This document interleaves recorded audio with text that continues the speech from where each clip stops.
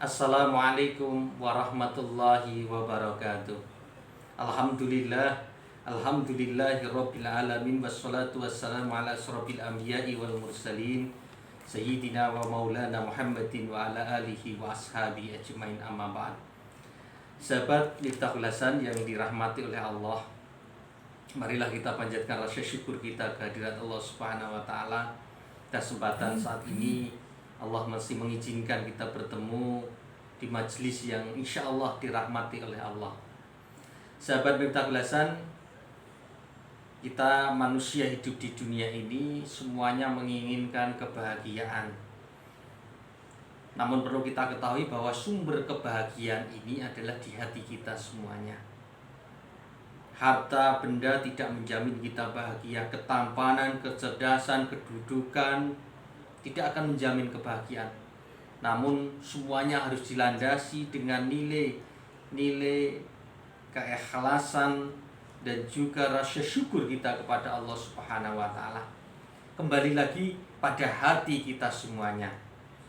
Maka Rasulullah Shallallahu alaihi wasallam dalam hadis yang sangat populer dan sering kita mendengarkan bahwa ala wa innal jasadi mudghah, bahwa pada diri kita ini ada segumpal darah, nanti akan menentukan kita semuanya.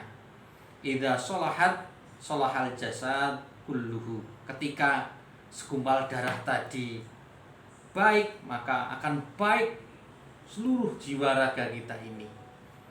Namun kebalikannya, wa idzal fasadal jasadu kulluhu ala wahya qalbun.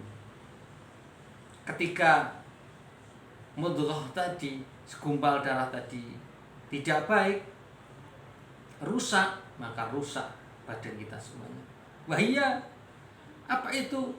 Yaitu hati kita semuanya, qalbun, hati kita semuanya. Namun tidak semua orang diberi hati yang jernih, yang bagus. Maka Imam Ghazali membagi hati manusia ini menjadi 3 macam. Pertama, hati yang sehat. Dan semoga ini menjadi pepeling bagi kita semuanya, sahabat Miftahul Hasan semuanya. Hati kita bisa menjadi hati yang qalbun salim, hati yang sehat, penuh dengan keselamatan. Tandanya apa? Orang yang punya hati yang sehat ini imannya kokoh. Dia selalu meyakini akan kebesaran Allah. Dia menjalankan perintah-perintahnya. Yang kedua, ahli syukur pada Allah. Jadi nikmat yang Allah berikan kepada kita, besar atau kecil, dia merasa ini anugerah dari Allah yang perlu disyukuri. Lesannya mengucapkan alhamdulillahirabbil alamin. Segala puji bagi Allah, hatinya meyakini bahwa ini anugerah Allah yang perlu disyukuri. Lalu tanda lagi, dia tidak serakah. Karena hatinya merasa semuanya pemberian Allah. Dia syukuri dengan qanaah, menerima apa adanya, maka dia tidak serakah. Karena seperti itu maka kehidupannya akan tentram. Lalu orang yang punya hati yang sehat, dia akan khusyuk dalam beribadah semata-mata mengharap ridho Allah Subhanahu wa taala. Lalu kebaikannya akan bertambah terus, dia akan beramal soleh terus. Dan satu yang sangat penting, orang yang punya hati yang sehat, jika dia punya kesalahan khilaf, segera dia istighfar kepada Allah, segera taubat kepada Allah Subhanahu wa taala. Wa adbi'is sayyi'atal hasanata tamhuha. Lalu yang kedua, yaitu ada orang yang punya hati yang sakit. Imam Ghazali, hati yang sakit ini mungkin bisa saja terjadi pada diri kita. Hati yang sakit ini dia masih punya keyakinan, masih punya iman, dia tetap beribadah pada Allah, tapi ada noda-noda dosa atau kemaksiatan yang dia lakukan. Sholatnya iya, tapi dia melanggar, yaitu larangan dari Allah Subhanahu wa taala. Maka apa yang terjadi pada orang yang seperti ini, hatinya sakit? Dia akan merasa gelisah, jauh dari nilai keimanan, mudah marah, mudah tersinggung, susah menghargai terhadap orang lain, tidak puas terhadap ketentuan Allah, nikmat dari Allah.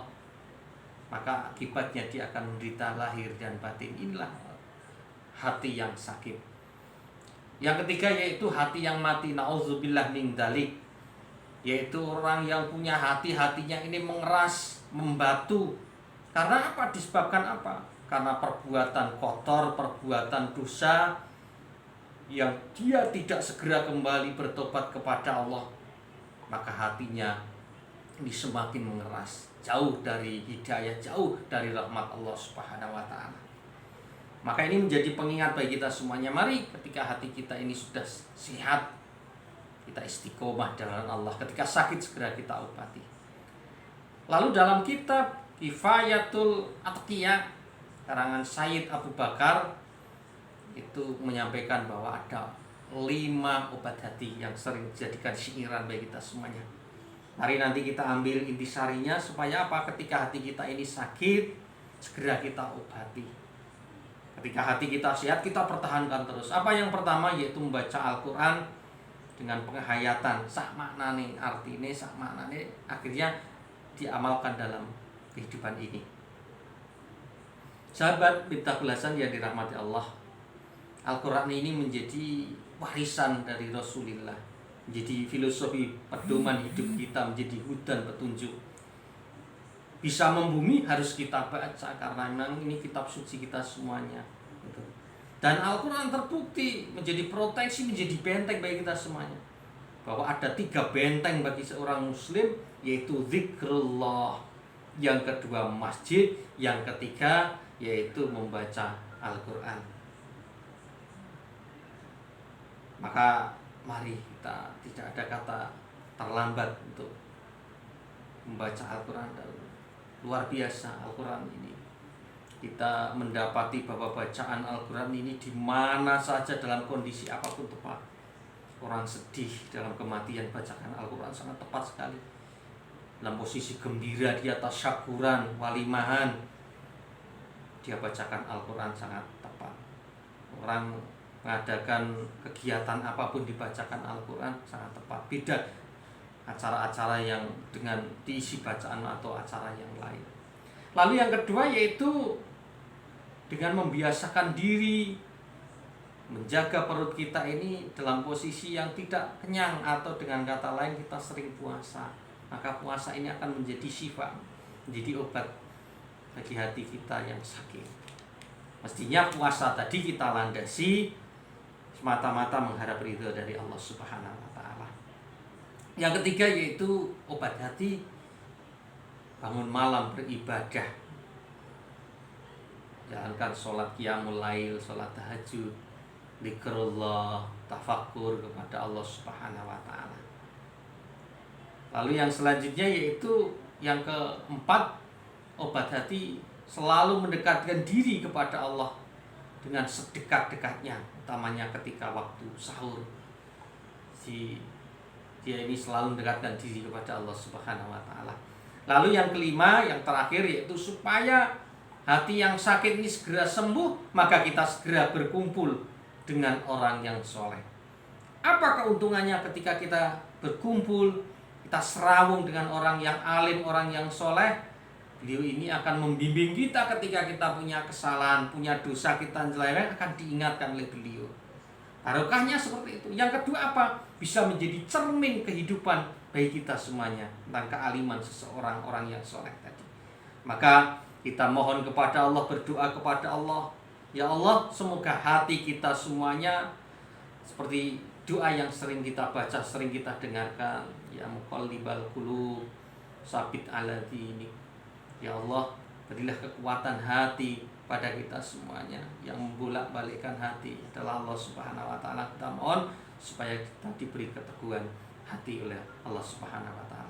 Semoga kepeling tentang hati ini bisa mengetuk hati kita. Ketika hati kita sakit, segera kita sembuhkan hati kita semuanya. Ketika hati kita sudah sehat, kita istiqomahkan di jalan Allah. Ketika hati kita ini mati, ada saudara kita yang hatinya sudah keras, kita ingatkan terus. Upaya apa?